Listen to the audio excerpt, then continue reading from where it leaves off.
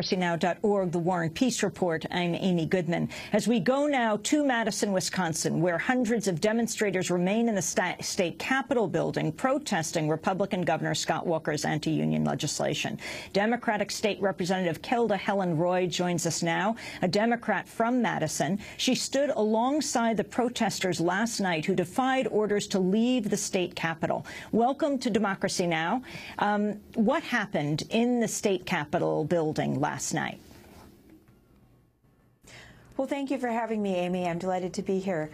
It was certainly tense in the moments leading up to 4 p.m., but when they announced that the building was closed, some of the people who were there chose to leave the Capitol and did so in an orderly fashion, with other of those who were protesting cheering for them on their way out. And thousands of people continued to circle outside the Capitol. Several hundred people, maybe around 600 people, decided to stay in the Capitol. And after several hours of the same sorts of scenes that we've been seeing all week, singing, chanting, drumming, speechifying, the Capitol Police Captain, Chief Tubbs, made an announcement, and he said that the protesters that had remained in the building, they were being orderly and responsible and peaceful, and there was no reason to eject them from the Capitol. Talk about the role of the police. Well, I think the law enforcement deserves a tremendous amount of credit, along with, of course, the hundreds of thousands of people that have rallied for their rights over the past 2 weeks. But law enforcement has had a tremendous commitment, and it starts with the Capitol Police, to make sure that the protests are peaceful, nonviolent. In fact, there hasn't even been a single incident of theft, and people have been leaving their belongings all over the Capitol: phones, chargers, purses, sleeping bags. So I just think it's a real testament to not only the people of Wisconsin who have peaceably assembled, but also to the law enforcement that have also maintained that commitment to nonviolence and peace. We're talking to Wisconsin Assembly member Kelda Helen Roy, who represents the 81st Assembly District in Wisconsin, the youngest member of the Wisconsin State Assembly. I wanted to turn... Well, I was till November. Oh, what happened? Well, I believe there's a Republican who was elected who is younger than I am.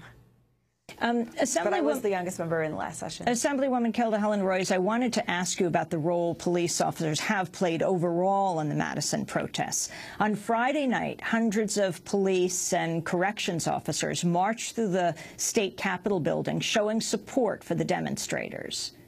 Joel Wagner, I work for the Dane County Sheriff's Department. Why are you here today? Because of what Scott Walker's doing. I'll tell you one thing, I was a card-carrying Republican until he did this.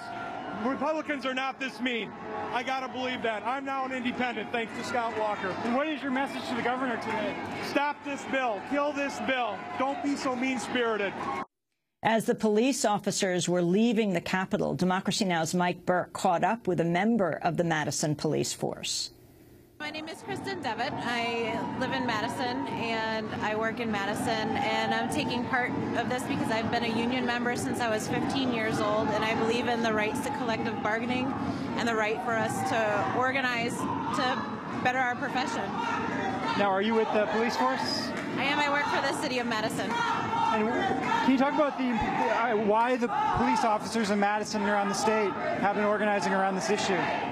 Well, we definitely recognize that, you know, whatever happens to our other union brothers and sisters will eventually happen to us, regardless of whether or not they say that we're excluded from the bill. It's going to happen to us the next time we go to bargain. Now, the governor claims that he needs to make these moves for budget reasons. What is your response to that?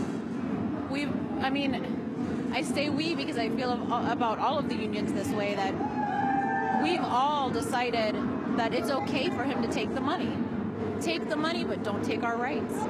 Did you ever think you'd be marching through the Capitol surrounded by protesters like this? I never thought that anyone would ever try to do this, so no. There you have Mike Burke, our senior producer, speaking to police in the Capitol on Saturday. I wanted to ask you about this, and also about The father of Wisconsin's two most powerful state lawmakers just being picked to lead Wisconsin State Patrol. It's done with Governor Scott Walker's blessing. It's an appointment of Stephen Fitzgerald that will pay him, the father of both the House Speaker, the Assembly Speaker, and the head of the state legislature, $105,000 and boost his public pension just as he presumably nears retirement.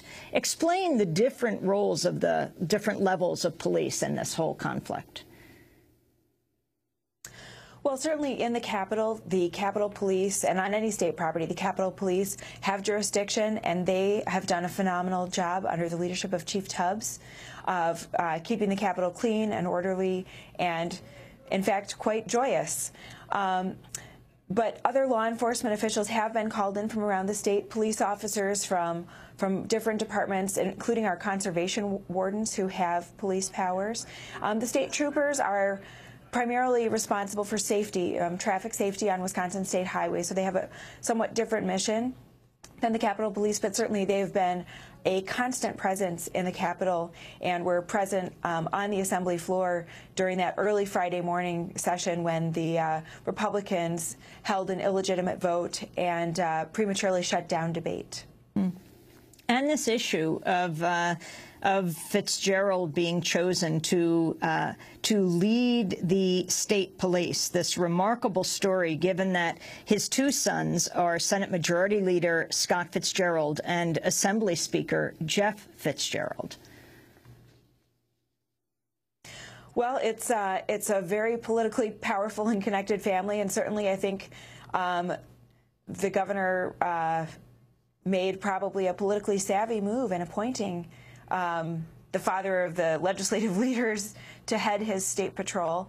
I think it is interesting to note that that Fitzgerald Sr., Stephen, was roundly defeated in his effort to run for sheriff. I think he lost 2-1 in the last election. In one article talking about how no matter Stephen Fitzgerald's qualifications, his appointment looks like a goodwill offering from Governor Walker to the two top lawmakers Walker will need on board with his budget and policy agendas. Yes, I mean, I think, you know, he certainly has law enforcement credentials, and he might well be a fine appointment, but it certainly does raise questions, and I think it makes people nervous. And then when I've been in the Capitol and seen the coordination that appears to happen with the state troopers, it just makes me a little bit nervous, and I just question whether it's fully above board. I want to talk about what happened early Friday morning when Democracy Now! Was there, actually in Madison, when the Assembly held the controversial vote passing Governor Scott Walker's budget bill. After 15 seconds, voting was gavelled to a close. Many members did not even get a chance to vote. Shouts of shame, shame erupted in the Assembly and were echoed by demonstrators sleeping in the Capitol.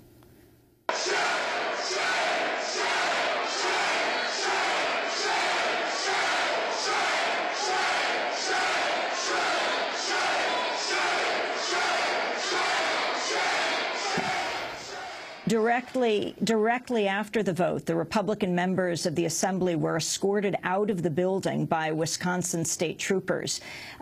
Kelda Helen Roy, talk about the vote and the Democrats' plan moving forward.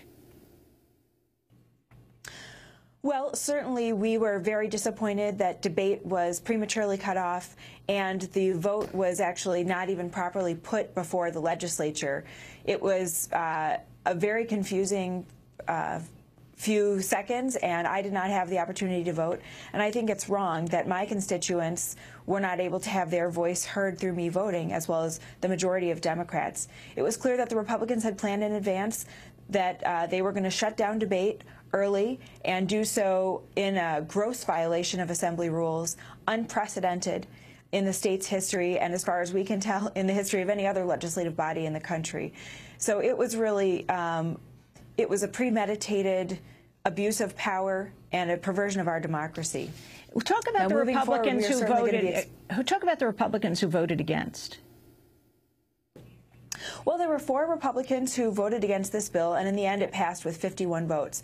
I think that's one reason that you see Speaker Fitzgerald and the Republicans so desperate to shut down debate and push this bill through, because they knew that hour by hour, as the people's voices were being heard and as the media was paying more attention to all the bad things in this bill, they were losing support and they were losing their votes. And I think it's quite possible that had they allowed debate to continue until all 15 Democrats that were in the queue had the chance to speak, they may not have had 50 votes to pass this bill. State Assembly Member Kelda Helen Roy, I wanted to play a clip of a speech you gave on the Assembly floor, not Friday morning, but on February 18th.